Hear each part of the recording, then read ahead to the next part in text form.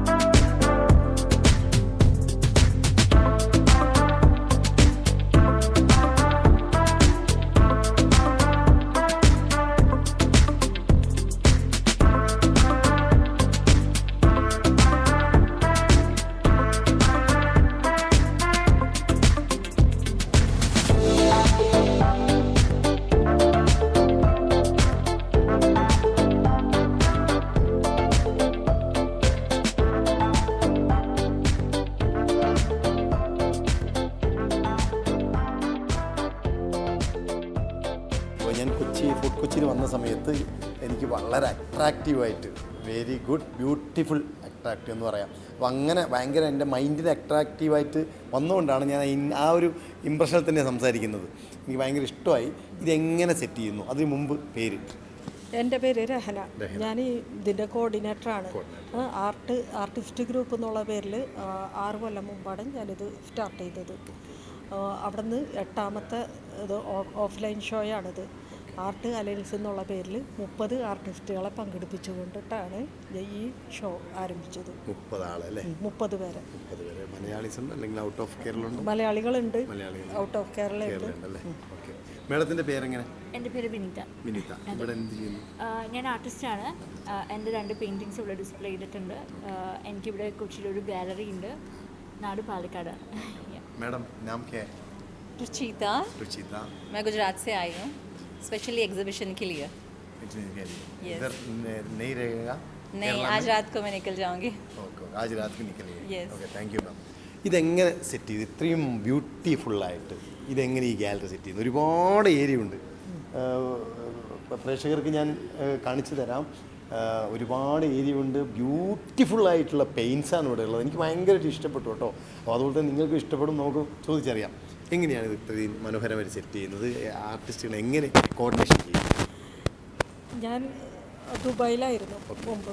പിന്നെ നാട്ടിൽ വന്നപ്പോൾ ഞാൻ ദുബായിൽ വെച്ച് നമുക്ക് ഇതേപോലുള്ള കലകൾ മുന്നോട്ട് കൊണ്ടുപോകാൻ പറ്റിയില്ല. നാട്ടിൽ വന്നപ്പോൾ എനിക്ക് വീണ്ടും കുറേ കാലത്തിന് ശേഷം ഞാൻ വീണ്ടും പെയിൻറ്റ് ബ്രഷ് എടുക്കുകയാണ്.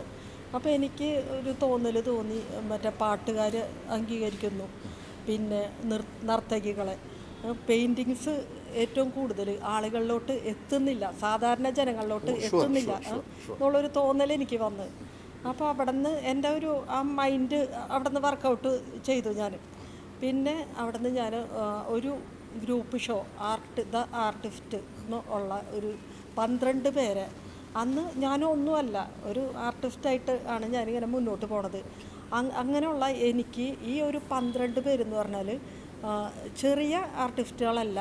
അതെങ്ങനെ എൻ്റെ മുന്നിലേക്ക് അത്ര കുറച്ച് ഹാർഡ് വർക്ക് ചെയ്തിട്ടുണ്ട്. അത്രയും എന്താണെന്ന് വെച്ചാൽ ഞാൻ ദുബായിൽ നിന്നിരുന്ന എനിക്ക് കേരളത്തിലെ ആരെ അറിയില്ല, ഒരു ഗ്രൂപ്പുകളിലും ഇല്ല. അപ്പോൾ അങ്ങനെയുള്ള ഞാൻ എങ്ങനെ കുറച്ച് ഹാർഡ് വർക്ക് ചെയ്തിട്ടുണ്ട് അത്രയും നല്ല ആളുകളെ കണ്ടെത്താൻ. അങ്ങനെ അവരെ കണ്ടെത്തി എന്ന് പറഞ്ഞാൽ ഞാൻ എത്രയോ പേരെ, അതായത് കേരളത്തിലെ ആർട്ടിസ്റ്റുകൾ ആരാണ് എന്നുള്ളൊരു അന്വേഷണമാണ് ഞാൻ നടത്തിയത്. എന്താണെന്ന് വെച്ചാൽ എനിക്ക് എന്താ പറയുക, നമ്മുടെ നാട് വിട്ട് ഞാൻ ദുബായിൽ ചെന്നപ്പോൾ എനിക്ക് നാടായിട്ട് യാതൊരു ബന്ധവുമില്ല എനിക്ക്. അപ്പോൾ നാടിൻ്റേതായിട്ടുള്ള രീതികൾ ബന്ധമില്ല, ഒന്നിലും ബന്ധമില്ല. അപ്പോൾ തിരിച്ചിങ്ങോട്ട് വരുമ്പോൾ നമുക്കിതൊന്നും അറിയില്ല, ആരാണ് എന്താണ് ആരാണ് വരയ്ക്കുന്നത് ഒന്നും നമുക്കറിയണില്ല. ഒരു ഗ്രൂപ്പിൽ പോലും ഞാനില്ല. പക്ഷേ കണ്ടെത്തുകയെന്ന് പറഞ്ഞാൽ ഒരാളെ വിളിച്ചു, അവിടെ നിന്ന് ആർട്ടിസ്റ്റുകളുടെ ഓരോന്നും ഇങ്ങനെ നമ്മൾ കൂടുതൽ ആളുകളിലോട്ട് ചോദിച്ച് അങ്ങനെ കുറച്ച് ഹാർഡ് വർക്ക് ചെയ്തിട്ടുണ്ട്. പക്ഷെ എൻ്റെ ഒരു ഭാഗ്യം എന്ന് പറയട്ടെ, ഒരു 12 പേരെ കേരളത്തിലെ ടോപ്പ് ആർട്ടിസ്റ്റുകളെയാണ് എനിക്ക് 12 പേരെ എനിക്ക് കിട്ടിയത്. ഈ വീഡിയോ കാണുന്ന എല്ലാവരും ഫോർട്ട് കൊച്ചിയിൽ എത്തിപ്പെടാൻ പറ്റുന്ന ഗെയ്സ് ആണെങ്കിൽ തീർച്ചയായിട്ടും നിങ്ങൾ വരണം. ഇത് കാണുന്ന ഒരു സംഭവമാണ്. അപ്പോൾ എന്തായാലും വളരെ സന്തോഷം. Thank you so much. ഈ എപ്പിസോഡ് ഇവിടെ വൈൻഡപ്പ് ചെയ്യാണ്. അടുത്ത ഒരു വീഡിയോ ആയിട്ട് ഞാൻ വരുന്നവരേക്കും ബൈ.